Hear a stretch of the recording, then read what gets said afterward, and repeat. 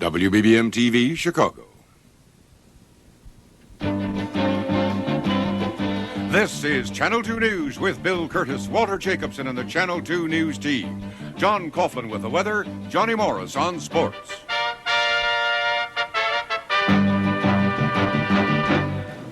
Good evening. Most of our newscast devoted to what happened in Springfield today. There was other news. In London, an explosion killed one man and narrowly missed Caroline Kennedy. And the kidnapping standoff continues in Ireland. But the attention of Illinois is now turned to what happened in Springfield today, or what didn't happen. Walter has that story from the state capitol. Bill, after 9 hours of an extraordinarily dramatic day in Springfield, the House of Representatives voted not to override, I repeat, voted not to override Governor Walker's veto of the school funding bill. At least not yet. Mayor Daley and his forces from Chicago fell 3 votes short of overriding that veto, and then they decided to reconsider the whole business all over again in 11 days. The vote came after an all-day, very dramatic lobby effort. Bob Faw has that part of the story. It was an impressive display of Chicago business, political, and civic muscle Mayor Daley led into Springfield this morning. School board members, bankers, county officials, and aldermen, and the mayor relishing the prospects of a good fight, predicting the House vote would be close, but that he would have enough support to override the governor's vetoes. Well, I'm confident that the legislators will vote today on behalf of the school children of Illinois. Throughout the morning, thousands of teachers, parents, and interested citizens streamed into the Capitol, many brought by busload after busload from Chicago. The visitors circling and chanting below the Capitol dome, and even though all the arguments had been heard before, some citizen lobbyists even spilling onto the House floor, annoying a few lawmakers. Representative Sims. Well, Mr. Speaker, I suggest this House be restored to order and you call in the state police and get some of these clowns out of here. This is not the circus. And I resent it having anybody down here in a band. Mr. Doorkeeper, will you please enforce the rules of the House? But the most effective lobbying took place, as always, in private conversations among House members, and most of the horse trading swirled around Anna-Democrat Clyde Schote. Blocked in his earlier bid for the speakership by Mayor Daley, Schote now controlling about 15 votes Mayor Daley must have. Tonight, Daley got Schote's vote, but it wasn't enough, and with a postponement, all that lobbying will be resumed, only this time with different targets. Bob Fall, Channel 2 News, Springfield. The main event of the day, of course, was the address by Mayor Daley, one of the most dramatic addresses of his entire 20-year political career. You could hear a pin drop in this assembly hall when the mayor spoke. Here are some of the highlights. The state constitution states where the responsibility belongs for financing a system of public education. It's been referred to time and time again. The debates in the Constitution of 1870 and 72, and again in 1970 and 69, reaffirms the principle that I hope all of us will ever be dedicated to.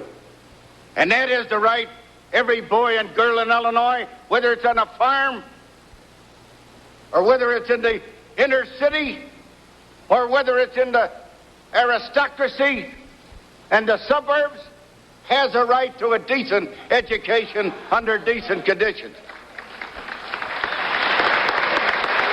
So many people today, that word is no good.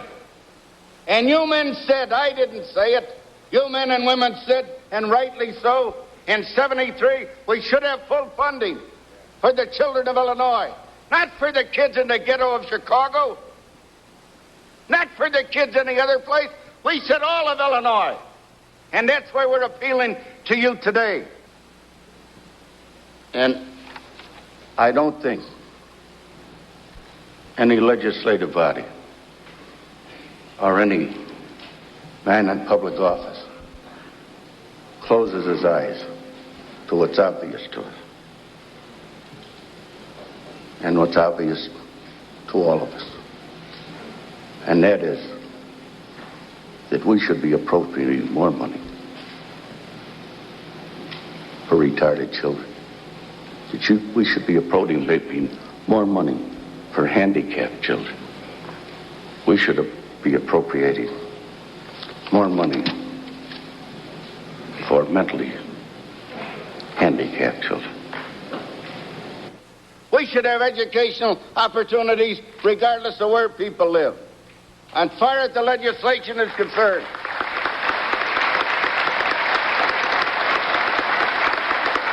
I think I had something to say at the time that a late governor, former governor, proposed an income tax. And he couldn't pass it with his own membership. And the discussion which prompted the passage of that income tax for Illinois was based on the proposition that the schools would have full funding. And Ogilvy will tell you that, or anyone that's with him. And the people in this legislative body know that was committed at that time. And what do we see happening? Certainly he was defeated. He shouldn't have been. Because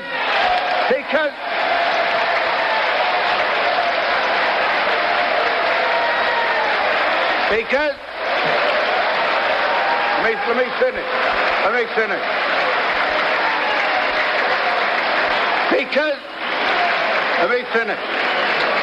Because to his everlasting credit, he had enough guts and courage to do what was necessary at the time. And no one in politics that hasn't got that kind of courage shouldn't be holding public office. And as long as I'm around, I'll raise my voice for the school children of Illinois,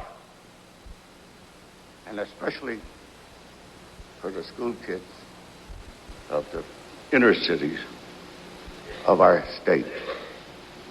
And we can talk all we want about law and order and crime. But if a kid hasn't got a chance, and if a kid hasn't got an opportunity for a good education and a good home, we're kidding ourselves. We're spending millions and billions of dollars for prisons. Let's try to spend something for the kids of Illinois, for an education.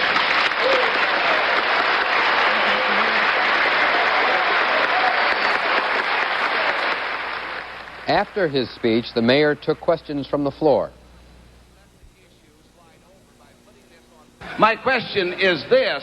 This has boiled down to a struggle between you and that other guy for control of the Democratic Party. Why did not we let the matter be decided? Why don't we let the matter Senator, don't kid me. There's no control of the party. We're talking about the needs of the school kids in Illinois and every section of Illinois. And you or anyone else that said that is trying to put the words in my mouth. And you or your party has not told me why you can't support something that's decent for the kids of Illinois. You're talking about politics. I told you when I come down there, we're not talking about struggling to control of the party. I'm not struggling for anyone. I'm not a candidate for any office. I won and won 6 times. I'm down here to talk for the kids of Illinois, and I don't give a damn who likes it. But let me ask. All the interpretations you want out of it.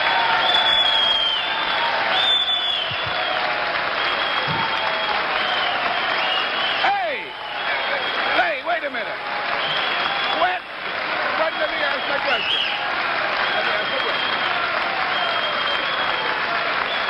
Now,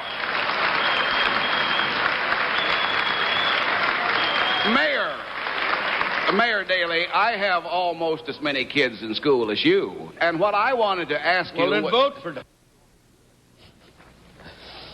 Mayor Daley doesn't often get that steamed up or quite that dramatic. He was bitterly disappointed. We'll go back to Springfield and check in with Walter for a perspective. But coming up, we'll have a report on a car explosion in London. It could have meant death for 17-year-old Caroline Kennedy.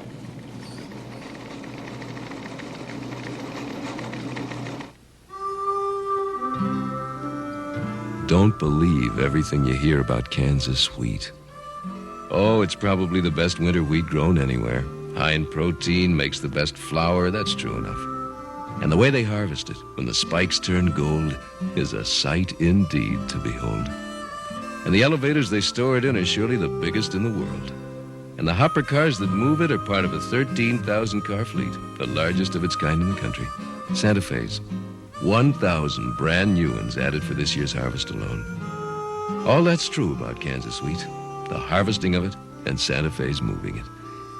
But when a Kansas farmer tells you, without winking an eye, that the secret of his wheat is the sun, and the sun is bigger in Kansas than anywhere else in the country, don't believe it. It's just not true.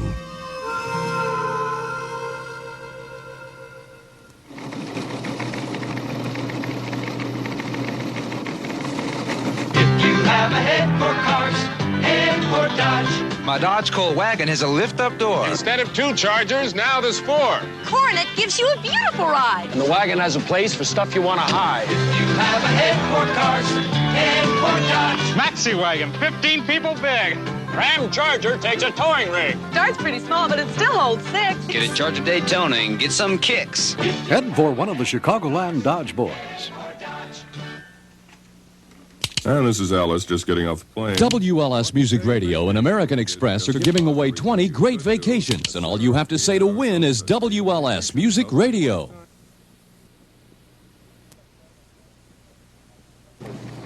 A suspected Irish Republican Army bomb exploded in London today, killing one man and nearly taking the life of 17-year-old Caroline Kennedy. Tonight she is reported in seclusion, shaken, but otherwise all right. The blast occurred early this morning, just outside the house where Miss Kennedy was staying. The bomb was planted beneath the Jaguar of Hugh Fraser, the Conservative Member of Parliament, in whose home Caroline has been a guest. Fraser was about to use the car to drive Caroline to school, but luckily a phone call delayed him. The explosion hurled the car on its top, crushing to death a neighbor who was out walking his dog. The concussion of the blast hurled debris for a block, injuring 7 people, including a Fraser household employee who was on his way to work in this car. Caroline was reportedly in her bedroom when the bomb went off. She was taken to an undisclosed destination where she phoned her mother, Jacqueline Onassis, to assure her of her safety. Meanwhile, in Ireland, the leader of an IRA kidnapped pair holding Dutch industrialist T.D. Harima today made a concession to police. 27-year-old Eddie Gallagher, known as the toughie of the IRA, offered to swap Harima if Gallagher's woman accomplice could be granted freedom. Police have not responded to the offer and at this point are still surrounding the 2-story house where Harima is being held. Patty Hearst's lawyers made an emergency plea today in a California court for psychiatric treatment for their client. That treatment to begin immediately. The request was granted, but only if the defense hires its own psychiatrist, that he or she not testify in the Hearst case, and that treatment take place only in jail. Domestic car sales during the middle 10 days of this month were the best since May 1974. The mid-October sales figures are 37% better than the figures for the same period a year ago. Automakers say the numbers are further evidence the economy is recovering. At the same time, however, all 4 of the major automakers announced plans to cut back production next week because of growing supplies of unsold cars.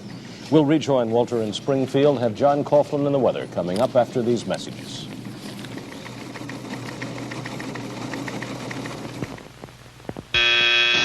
This is Joe Turner. Identify yourself. Condor. Section 9, Department 17. The section's been hit. Level of damage. Dr. Lapp, Janice, Ray, Harold. Everybody is dead. Robert Redford, Faye Dunaway, Cliff Robertson, Max von Sydow, and John Hausman. 3 Days of the Condor. Rated R. Now playing at these selected theaters.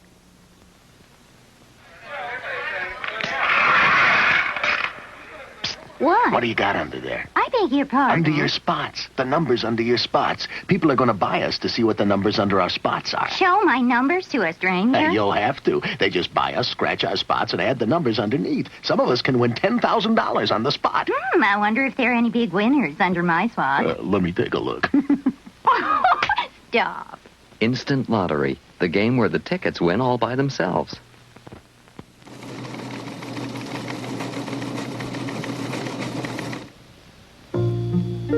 The more our children learn about our Earth and how to live on it, the more they know that the demand for energy from the Earth is growing every day. That energy is becoming more precious, something to be conserved. 10 years from now, the world will be making greater use of new energy sources, like energy from the sun. But until then, the energy we're counting on still lies deep within the Earth. That's why Standard Oil is working right now, using advanced techniques to recover oil and natural gas supplies that were impractical to reach just a few years ago. We're even forcing oil and gas out of deep-lying fields of dense rock. Over the next 10 years, Standard will be pushing hard to increase our energy supply. But the world will still have problems until we all learn to use energy wisely.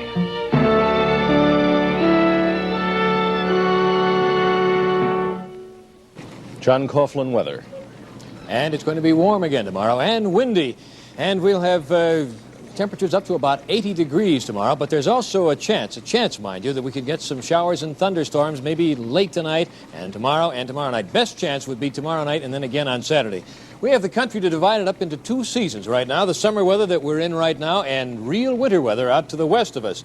Out here they're having not only cold temperatures, but they're getting some pretty good amounts of snow. Not just little snow flurries, but real honest-to-goodness snow, all the way from Montana through the Dakotas and the Nebraska Panhandle, Wyoming, that whole area. Harrison, Nebraska, which is in the western section of the Nebraska Panhandle, right about in through here, has 8 inches of snow and drifts 2 feet deep. Well, the dividing line between the cool air and the warm air runs something like this, and by tomorrow it'll be getting a little on the close side to us. So as a result, we'll be getting some scattered showers and some scattered thunderstorms ahead of it. And then the cool air probably will start moving in here sometime on Saturday, and it will seem a great deal more like autumn when we get to that. High temperature today in Chicago was 76 degrees at Midway, and tonight we have readings of 67 at Arlington Heights, 65 in Glenview, and 63 out in Lisle. The wind is at the moment from the south and moving along at 17 miles an hour. Tomorrow will be very windy. We'll have south winds tomorrow somewhere between 15 and 25 miles an hour and gusty. At 10 o'clock at Midway Airport, these are the official readings. 67 degrees the temperature, the barometer is rising, and the relative humidity is 57%. Tonight, partly cloudy with a slim chance of rain along toward morning. Could be some thunderstorms. Then overnight low will be a mild 60 degrees. And tomorrow, maybe the last day of summer. It'll be partly cloudy with a little sunshine from time to time, a chance of some rain during the day, some thunderstorms. High tomorrow of about 80 degrees, and a good chance of rain tomorrow night. Saturday, probably only no higher than the 60s. Sunday, maybe no higher than the low 50s. Bill? The long-awaited vote on Governor Walker's veto of school aid has been postponed. Walter has been in Springfield for the past 2 days. Today's events at the Capitol are the subject tonight of his perspective. Walter? Bill, we're running a little short on time, so I think I'll just take a minute or so to try to catch up on a few stray thoughts on what was clearly the most dramatic day in many years down here in Springfield. And I've been covering the mayor myself for a dozen years now, and have to say that I've never seen him as dramatic as he was in his attempt here today. As I said before, it was a very bitter defeat. It was also somewhat of a surprise. Up till maybe 8 o'clock tonight, the forces behind Mayor Daley figured that they had enough votes to override Governor Walker's veto. They wound up just 3 votes shy, and the reason they were thinking they had enough votes for overriding that veto were twofold, I think. One, the mayor's plea was so impassioned and so palpable that the feeling on the floor of the House was that Daley had sold his side of that argument. Another reason there was a feeling that perhaps that veto would be overridden was that there is a very clear and very strong distaste for Governor Walker. Somehow, in the last 30 minutes of the debate, the thing was turned around, and as I said, the mayor came up 3 votes shy. I think the reason for that was that the issue is taxes, and the people who are on the floor of this assembly are scared to death that if they have to raise taxes, they're going to have to run for re-election next year against Dan Walker, who will be claiming from one end of the state to the other that he is the only person who is willing to stand up for the taxpayers and prevent an increase in taxes. Everyone was looking toward Springfield and, of course, the events down there today, and I guess the loser is, in a way, Neil Hartigan, who had a big fundraising dinner tonight. Hartigan for Illinois and went over to the International Ballroom. It was full.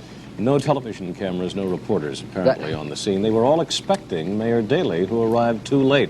Yeah, make any kind of a speech. That certainly was one of the side effects of all this, just an edge of humor in the whole thing.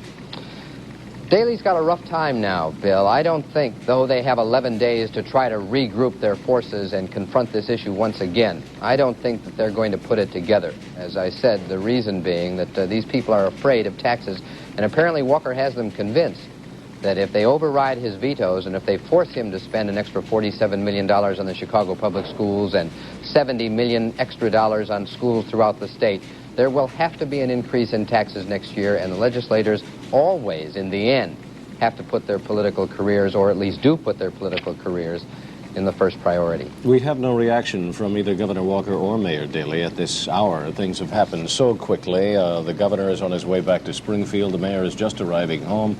We'll have that tomorrow. Walter, thank you. See you in a little while. We'll take this commercial break and come back with Johnny Morris in the sports.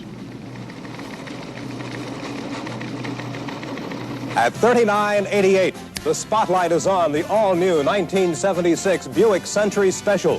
Fully equipped with all these features, including Buick's exclusive economy V6 for great gas mileage. Only $39.88. At your Buick dealers of Chicagoland and Northern Indiana, who made Buick the third best-selling car in the area, with deals like this all-new 76 Buick Century Special at $39.88. How about letting the people out of the bank? They're keeping me alive. I'm going to let him out. An incredible robbery, all the more bizarre because it's true. Dog Day afternoon.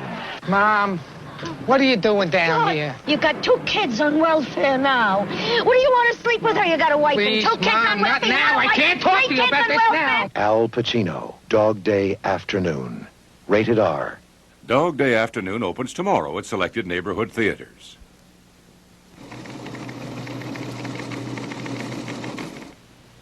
Dawn, California's Salinas Valley. This crop of fresh-picked lettuce must get east to market still crisp. So nearly 100 refrigerated railroad cars will be sent speeding on their way by a new electronic dispatch system built by a company called TRW for the Southern Pacific. A system that electronically assigns the train top priority and gives it green signals and clear track without keeping other trains sitting on the sidings any longer than necessary. TRW has the electronics to help make America's railroads really hum. Of course it's fresh. A company called TRW. Worldwide. In electronics, energy systems, transportation. A company called... Maybe a little myopic about the things happening down in Springfield. The National Basketball League opened its action tonight. I forgot all about that, Johnny. Well, I think everybody kind of did because baseball has just ended. Now we go into NBA basketball. The NBA season began tonight with 4 games. The big one featured Kareem Abdul-Jabbar in his first game as a Los Angeles Laker. It was a good one. Jabbar led the Lakers to a 104-101 victory over the New York Knicks. He scored 27 points with 20 rebounds. Elsewhere, NBA champ Golden State opened up with a victory over Cleveland 89-83. Washington beat Kansas City and Atlanta 109, New Orleans 91. Seattle traded Spencer Haywood to the Knicks today for 2 options. Seattle coach Bill Russell has one day to decide if he wants a Knick #1 draft choice in 1979 or this year's Knick #1 draft choice, who was Eugene Short, and he has until Friday to decide on that. Meanwhile, the NBA has temporarily rejected applications by 9 ABA teams to join the league. Apparently, NBA Commissioner Larry O'Brien is worried about potential legal suits filed by the Players Association. Well, the World Series is all over with Cincinnati the champions, but in the wee hours of this morning, the fans also felt like champs. As the Reds headed for the locker room, shouts of "We're #1" went up in taverns in Cincinnati. Fans had waited 35 years for a World Series victory, and jubilation swept across this baseball-crazy city. It's just so climatic that it would happen here, and I don't know. I'm just really excited for the town and for the ball club and just for the fans because everybody just really digs the Reds so much. It's bad because we're the #1. We knew we were going to win this game tonight. Thousands poured out of homes and bars to the city's Fountain Square Plaza. The midnight air was loaded with sounds of honking horns and the smell of beer and marijuana. Riot police formed a perimeter around the square, but Cincinnati held its celebration under control. In the streets and on the sidewalks, the names Perez, Morgan, and Rose, the Reds' heroes of the championship, rang through the night. So a good time was had by all as the Cincinnati fans celebrate a world championship for the first time in 35 years. A final comment: after all the great plays, the World Series wound up with two key managerial decisions that made the difference. Cincinnati Sparky Anderson deserves the Guts Award for sticking with Gullett after two straight bases-loaded walks in the third. And Boston manager Darrell Johnson goofed it by pinch hitting for Jim Willoughby in the bottom of the eighth. There were 2 outs and nobody on. Willoughby had been very effective, and after all, the game was only tied. On top of that, pinch hitter Cecil Cooper was 1 for 18 in the series. Number 20 in the Bears' backfield at practice today is Mike Adamle, who rushed for 110 yards last week. He's in the combo with Roland Harper. Harper had 87 yards. But today, this is what Harper looked like. His leg bound up and no practice. Hopefully, he'll be okay for Monday night. Jeannie Morris asked what the trouble is. Oh, just a little bruise. I got it in practice to be ready, for the game Monday. You didn't work out today. You kind of worried some of us watching. Well, I think I worried myself more than anybody. It's not that bad, really. They just don't want to take any chances on it, really. What is it that makes you and Mike Adamle work as such a harmonious pair? Just getting the job done, blocking for one another. I'm more excited to see him, run, and if my block is to spring him for a long gainer, then I'm all for it, and he feels the same way. If Harper doesn't get well, it could be Adamle and Payton in the same backfield. And in hockey, the Islanders beat Philadelphia 3-0, Kansas City 3, Boston 2. Bill? Let's go right to the winning lottery numbers tonight. At least somebody won something. 17, 41, 0, 1, 12, and 11. The winning numbers for the weekly Bonanza and Millionaire qualifying games are 503, 579, and 395. As we wrap it up tonight, we'll call Walter in from Springfield. And Walter, you'll be interested to know some reaction tonight. Governor Walker has none, will issue none until tomorrow. But Mary Laney just interviewed Mayor Daley as he arrived home on Low Street. He was smiling. He said it's about time the children of Illinois got a break, and I still think we're going to give it to them before Thanksgiving for sure. Gave her a wink and then went into his house. So he's back tonight. That was his reaction to what happened down there. Any final thoughts? Well, I guess Mayor Daley can see some good in everything. He's that kind of a man. But I think the outlook is very, very difficult for him in the weeks ahead. Well, it's more than embarrassing at this point. He came down here with heavily armed, we can say that, bankers, politicians, and the like. And he suffered a loss. There's no two ways about that. He counted heavily on getting a vote tonight, and he did not get it. It's that simple. Thank you Thanks, both. Bob. Will. And Walter Jacobson for Bob Falk. Good night from Springfield. Good night. This red box is full of memories. I remember our old kitchen with the sun-made raisins on the shelf. I used to sneak a handful. Mom didn't mind, because Sun-Maid's got the natural fruit sugar energy kids need. Later, more sweet memories. Kids